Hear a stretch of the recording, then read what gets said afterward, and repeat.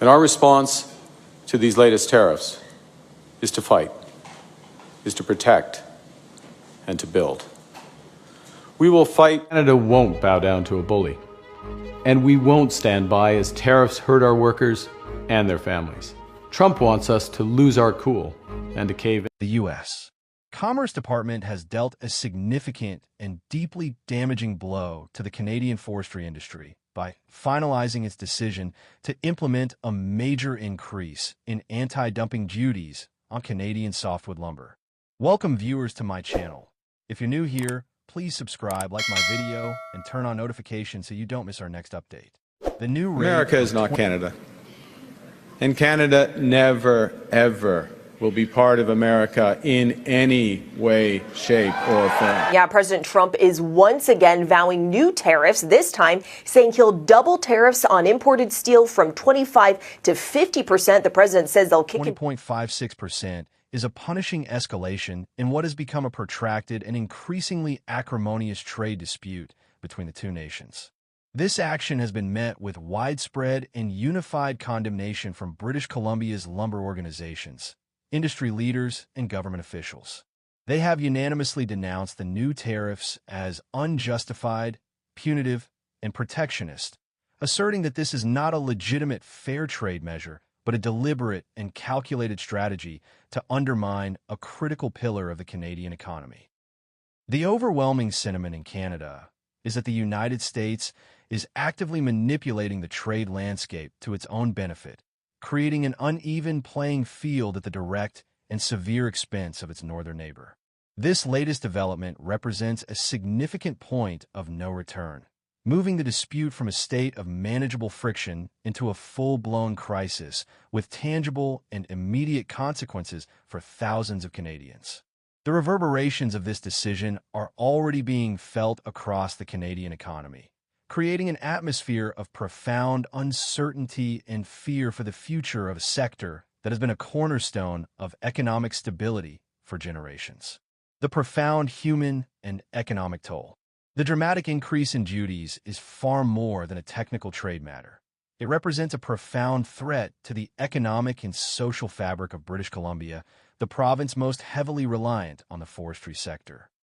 This decision is seen as the most devastating development yet in a series of challenges that have plagued BC's forestry sector for years, including a series of mill closures, job losses, and environmental crises. Speaking with palpable frustration to CBC News, BC Forest Minister Ravi Parmar described the new rate as a gut punch to the industry, highlighting the devastating human cost. He pointed out that the sector has already shed thousands of jobs in recent years due to a combination of market volatility and ecological crises, such as the mountain pine beetle infestation. Parmar pointedly attributed the U.S. policy to what he believes is a broader effort by U.S. President Donald Trump to destabilize the Canadian economy, with the forestry sector singled out for particular punishment. This is a big deal for our workers. This is going to have a significant impact. It will lead to curtailments, he warned, explaining that the duties will inevitably force mills to reduce their production or shut down entirely, leading to a fresh wave of unemployment and heightened economic distress in communities across the province that are heavily reliant on the forestry industry for their survival. The prospect of further job losses looms large over these communities, creating a sense of anxiety and despair among workers who have dedicated their lives to the industry.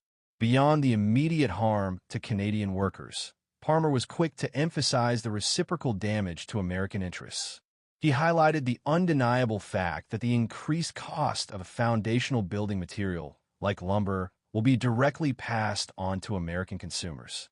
He estimated that a typical American family, particularly those of middle-class standing, could see their costs for building or renovating a home escalate by an astronomical $15,000 to $20,000. This demonstrates a fundamental irony of protectionist trade policies. While they're often championed as a means to protect domestic industries, they frequently result in a de facto tax on a nation's own citizens, making essential goods and services less affordable. In essence, the U.S. is not only harming Canadian exporters, but is also penalizing its own consumers and home builders creating a self-inflicted wound. The policy, while ostensibly designed to shield U.S. lumber producers, effectively saddles American families with a significant and burdensome increase in their cost of living, undermining the very economic interests it purports to serve. The ripple effect of these increased costs extends throughout the American economy, impacting construction companies, real estate markets, and the overall affordability of housing, a critical issue for many Americans. A cascade of financial and legal crises. The financial consequences of the new duties are poised to be even more far-reaching and complex than initially feared. The BC Lumber Trade Council has issued a stark warning that the ultimate combined duty rate could be significantly higher than the new anti-dumping rate alone. The U.S.